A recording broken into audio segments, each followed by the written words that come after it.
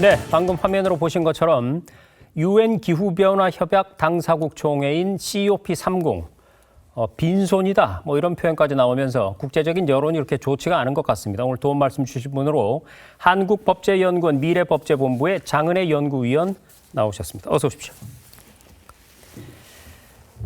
자, 위원님, 파리 기후협약 많이 들어본 단어긴 한데 이 COP 기후총회 이 단어는 좀 낯선 편인데요. 이 COP가 뭔지 설명을 좀 해주시죠. 네, COP라는 건 컨퍼런스 오브 더 파티즈의 약자로 유엔 기후변화 협약 당사국 총회를 건넨 말입니다. 네. 이건 1992년 이제 우리가 UNFCCC라고 하는 유엔 기후변화 협약에서 이제 출범시킨 다자간 기후변화 협약 체계입니다. 네. 1980에서 90년대에 들어서면서 이제 기후 평균 기온이 상승하고 이상 기후가 있고 빙하 감소 같은 이제 현상이 뚜렷해지면서 전 세계가 함께 대응 규칙을 만들어야 한다는 공감대가 모이면서 시작이 됐습니다. 네. COP는 1995년 독일 베를린에서 처음 개최가 됐고 2020년 코로나 시기를 빼고는 매년 열리고 있습니다. 현재 이제 198개 당사자가 참여를 하고 있는데 197개 국가와 한 개의 이제 영내 통합체 유럽 연합이 포함이 됩니다. 네. 개최국은 보통 아프리카 그룹, 아시아 태평양, 동유럽, 라틴 아메리카 카브리에, 서유럽 기타 그룹에서 이 5개 유엔 지역 간 순환 원칙에 따라서 배정을 합니다. 이때 유엔 지역 그룹 내부 협의와 전원 합의로 정하고 아직까지 이제 다수결 표결로 정한 사례는 없습니다. COP 논의에서 이제 중심이 되는 게 공통의 그러나 차별화된 책임이라는 원칙입니다. 이 논의는 쉽게 설명을 하자면 기후위기가 모두의 책임이다. 거기까지 인정을 하는데 그 네. 책임을 같은 방식과 강도로 책임을 지지는 않는다 하는 게 원칙입니다. 예를 들면 산업혁명 이후 현재까지 온실가스를 많이 배출을 해서 기후위기에 많이 기여를 했고 현재 부유하고 기술, 재정이 여력이 있는 큰 국가인가 아니면 아직까지도 개발 단계에 있고 가난하고 피해를 크게 받는 국가인지 등을 고려해서 누가 얼마나 아니면 무엇을 어느 정도의 속도로 책임질 것인지를 다르게 정하자 하는 원칙입니다. 이게 캅 협상에서는 이렇게 쓰이는데 선진국은 너희는 과거에 많이 배출했고 지금 돈도 있고 기술도 있으니 너희들은 더 빨리 더 많이 줄이고 재정과 기술 지원을 통해 개도국을 도와야 할 책임이 크다. 개도국은 우리도 줄이긴 하겠다. 그런데 개발의 권리, 빈곤 문제도 고려해야 하니 선진국 너희하고 같은 의무 수준이나 속도, 방식을 요구하지는 말아라 하는 식으로 이제 논의가 됩니다. 그렇군요. 뭐 상식적으로 생각해 봐도 시민들이 쓰레기를 버리는 바람에 거리가 더러워졌다면 쓰레기를 많이 버린 사람이 많이 죽는 게 맞겠죠, 그죠? 예. 네.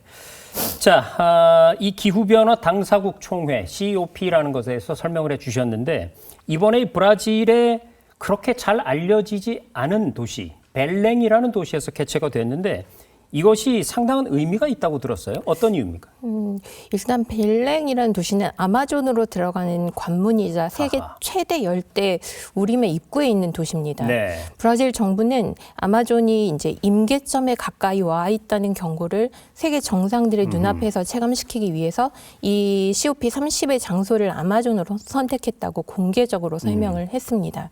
그리고 이번 회의를 두고 UNDP 같은 데서는 이제 포리스트 캅이라고 부를 정도로 열대림 보호, 복원, 산림 기반 기후 해법 의제가 이제 중심에 섰습니다. 근데 게다가 또 이제 캅30이 역대 최대 규모의 토착민이나 아니면 전통 공동체 참여가 이루어진 회의였고 브라질이 이제 이 회의 기간 중에 약 10개의 뭐 신규 토착민 보호구역 지정을 하고 산림 기금을 일정 비율을 이제 토착민에게 배분하겠다는 이제 발표를 하기도 했습니다.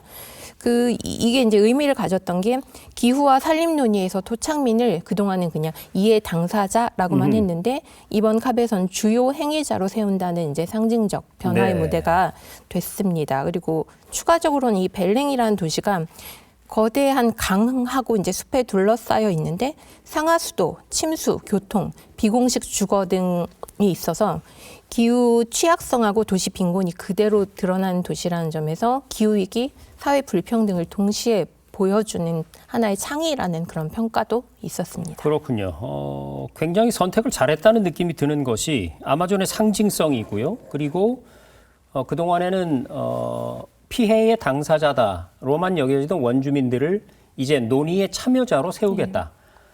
거기까지는 참 좋았는데 정작 이 참여자로 세우겠다던 아마존 원주민들의 참여율이 좀 저조했다고 들었고요. 그리고 대신에 항의 시위가 많이 열렸다는데 이거 왜 그렇습니까? 이 부분이 전체적으로 보면 어쨌든 이 벨랭 회의가 역대 어느 컵보다도 많은 원주민 토착민 대표가 이제 공식적으로 등록 참가한 회의라는 평가가 있긴 합니다. 네. 그런데도 불구하고 이제 우리가 공식 협상장 그 블루존이라고 하는데요. 거기에서 실질적으로 발언을 하고 협상에 영향을 미치는 수준의 참여는 부족했습니다. 네. 그리고 이제 아마존 원주민 청년 환경 단체들이 대규모 행진이나 뭐 회의장 진입 시도까지 이어가면서 시위를 네. 벌였습니다. 그렇군요. 질문을 좀 건너뛰어 보겠습니다. 네. 사실 아마존이 많은 피해를 입고 있긴 하지만 기후 위기는 아마존만의 일이 아니죠, 그죠? 네. 전 세계적으로 볼 때 홍수나 산사태로 인해서 인도네시아, 태국, 스리랑카 사망자가 무려 1,000명 가까이나 발생을 하지 않았습니까? 네, 최근 동남아에서 잦은 폭우로 인한 홍수, 산사태로 인명 피해가 굉장히 잇따르고 있습니다. 네. 기상 전문가들이 이제 이 기후 변화 영향으로 태풍이나 열대성 폭풍이 더 잦아졌고 강도마저 세지면서 이제 피해가 늘고 있다고 진단을 하고 있습니다. 이 동남아시아가 홍수, 태풍, 폭염, 해수면 상승이 이제 동시에 심해지면서 인명이나 경제 피해는 물론 이제 농업, 식량, 도시 인프라 아니면 빈곤층 같은 이제 지역 주민의 이제 생존 기반까지 전방위로 압박을 받는 기후위기 최전선 지역이 지금 되고 있습니다. 네. 그러다 보니까 다른 지역보다도 더 절실하게 기후위기에 대한 그 적응 문제를 재난관리나 생존 관점에서 바라보는 측면이 더 커지고 있습니다. 그렇군요.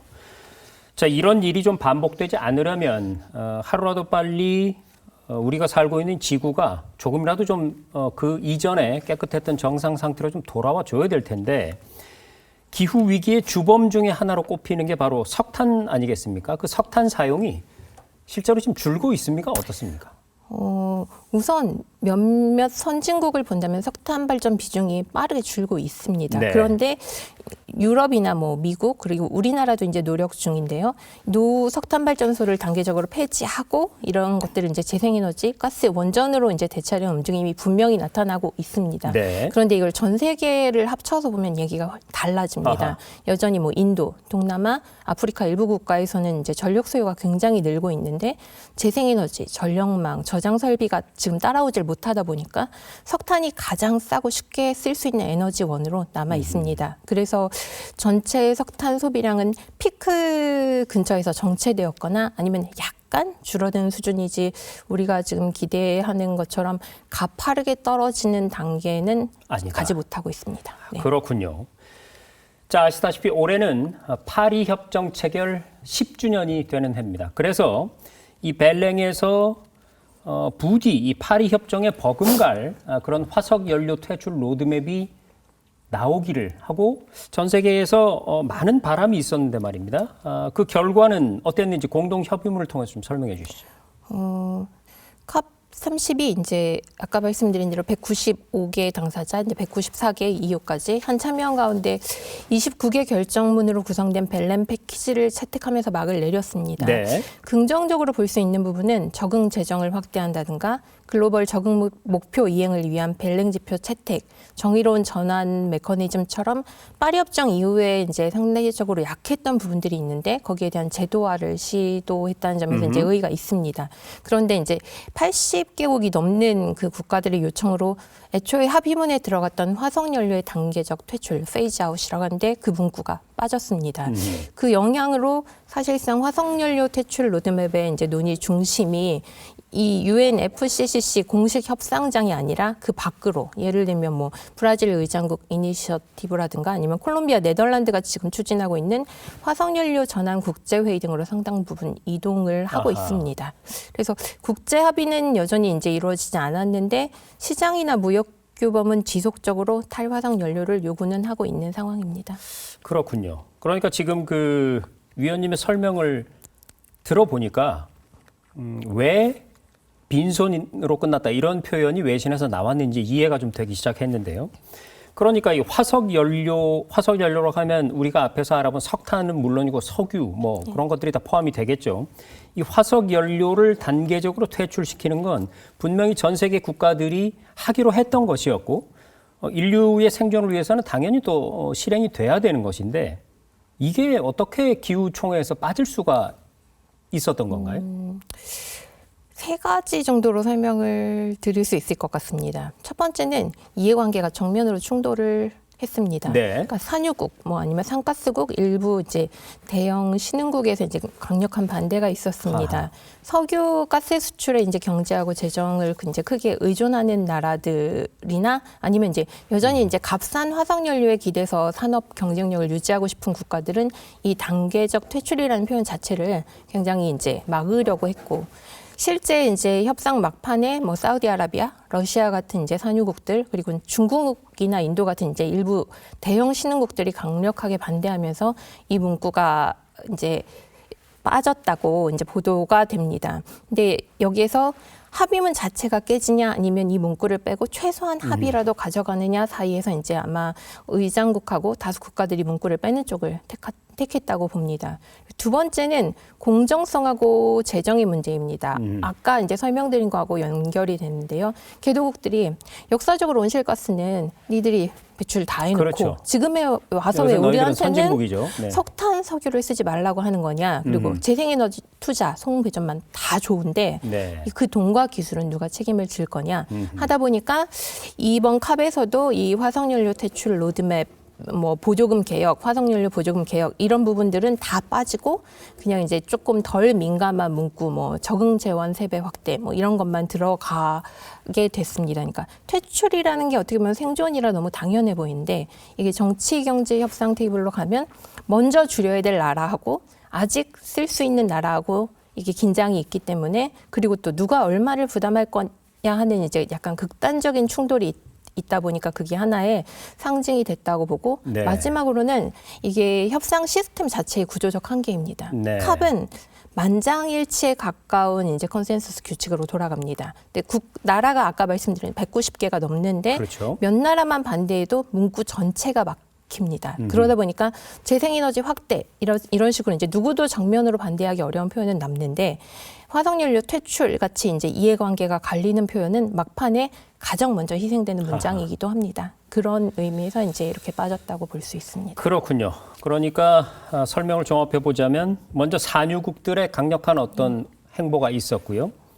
그리고 선진국과 개도국 간의 어떤 격차에서 오는 갈등 네. 그 부분도 있었고 마지막으로 이 회의체 자체의 어떤 결정력 부족이랄까요? 그런 제도적인 문제까지 포함이 돼서 결론적으로 화석 연료 퇴출이라는 문구가 빠지면서 후퇴를 해버렸습니다.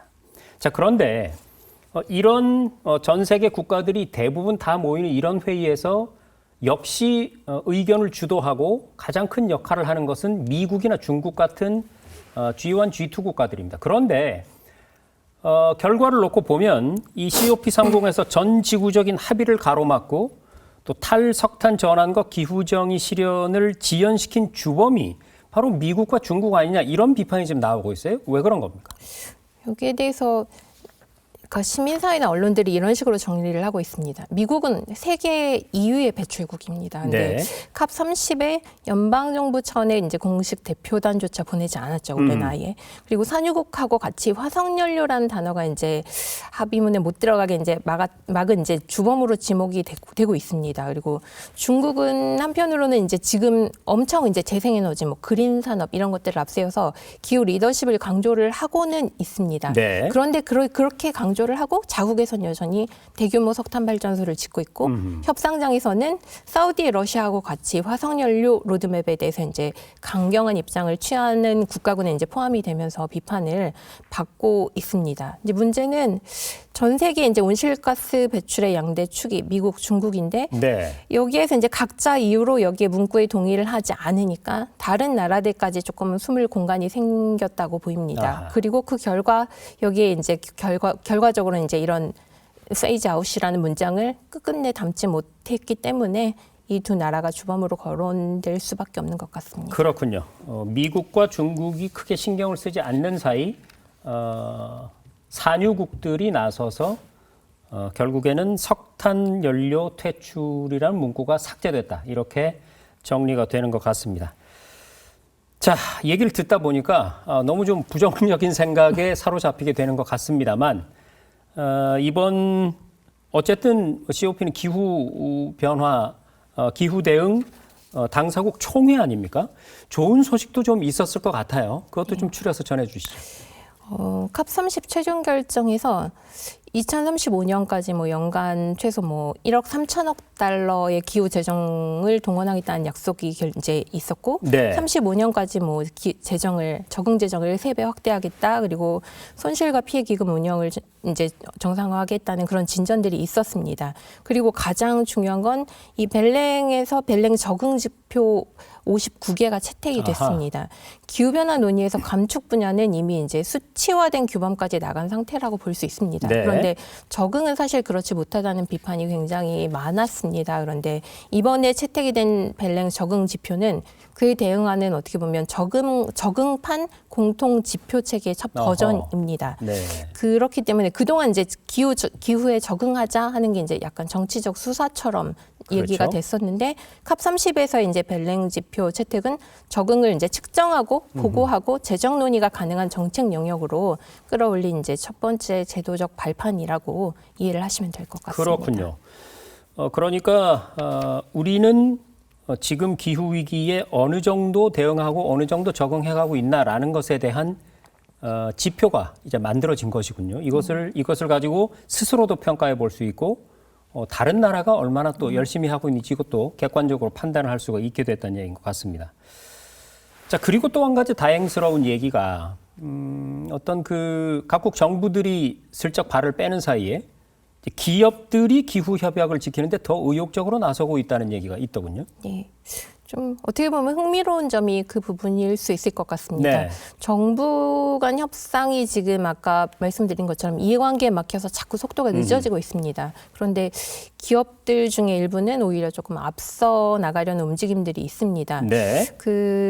예를 들어서 이제 뭐 전 세계에서 뭐 과학 기반 감축 목표를 세운 기업 수가 불과 1년 사이에 약 200%가 늘었다는 분석도 있습니다. 네. 그리고 캅30 과정에서도 뭐 탄소 중립, 재생에너지 투자, 그린 공급망 전환을 이제 자발적으로 선언하는 글로벌 기업들이 계속 늘어나고 있습니다. 네. 근데 물론 모든 기업이 그런 건 아니고 네. 말뿐인 약속이나 이제 그린 워싱에 대한 비판도 여전히 있기는 합니다. 그런데 분명한 거는 시장 금융 아니면 기업 그 분위기에서도 세계에서도 기후 협약을 지키는 게 곧 경쟁력이다라는 인식이 굉장히 빠르게 확산이 되고 있고, 이게 어떻게 보면 정부 협상의 지금 빈틈을 어느 정도는 메우는 역할을 하고 있다고도 볼 수 있을 것 같습니다. 네, 기업들이 나서준다니까 상당히 반가운 소식이고, 조금 전에 말씀하신 이제 그린 워싱이라는 좀 어려운 표현이 나왔는데, 이거는 말하자면 기후 변화 대응, 뭔가 녹색 산업을 하는 척하면서 다른 이득을 취하는 걸 얘기하는 것이죠.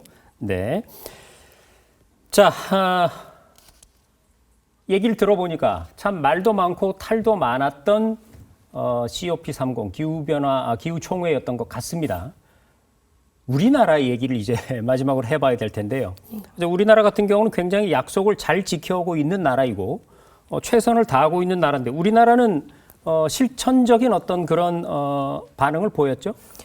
네, 이 캅 결과를 둘러싸고 지금 논란하고 아쉬움이 굉장히 많은 것도 사실입니다. 그런데 우리가 이제 보여준 진전에 대해서는 조금 짚어볼 가치는 있다고 생각을 합니다. 네. 무엇보다 이제 한국은 아시아에서 이제 싱가포르에 이어서 두 번째로 이 탈석탄 동맹에 가입을 해서 2040년까지 이제 국내 석탄 발전소 약 40기를 단계적으로 폐지하겠다. 그리고 청정 에너지 체계로 전환하겠다는 의지를 국제사회에서 공식화했습니다. 네. 그리고 2035년까지 2018년 대비 온실가스를 53에서 61% 감축하겠다는 새로운 NDC를 이제 제시하면서 주요 배출국 가운데서도 비교적 높은 수준의 중기 목표를 내놨다는 이제 평가를 받고 있습니다. 물론 아까 말씀드린 이 탈석탄 동맹에서 권고하는 2030년 탈석탄보다는 늦고, 중국이나 미국, 인도 같은 이제 대형 배출국들의 이제 움직임이 미흡하기 때문에 네. 그 가운데서 이제 우리나라가 조금 더 과감한 추가 노력이 필요하다는 지적도 여전히 존재는 합니다. 네. 그런데도 불구하고 한국이 현상 유지가 아니라 구체적인 감축 목표나 아니면 탈석탄 로드맵을 이제 앞에 놓고 조금이라도 앞으로 나가기로 선택했다는 부분에 대해서는 캅 30을 통해 다시 한번 확인된 긍정적인 변화라고 할 수 있을 것 같습니다. 네. 앞서도 잠깐 얘기가 나왔습니다만 선진국들과 이 개발도상국들 간의 기후변화에 대한 책임을 둘러싼 공방, 그런 부분들을 우리나라가 가교 역할을 충분히 앞으로 해 나갈 수 있지 않을까. 왜냐하면 우리는 개도국과 선진국의 경험을 공통적으로 다 가지고 있기 때문이죠. 네, COP30 정상회의에 198개국 중에 60개국 정도만 참석을 했다고 합니다. 더는 늦지 않기를 바라면서 지금까지 오늘 도움 말씀에 한국법제연구원 미래법제본부의 장은혜 연구위원이었습니다. 위원님 고맙습니다.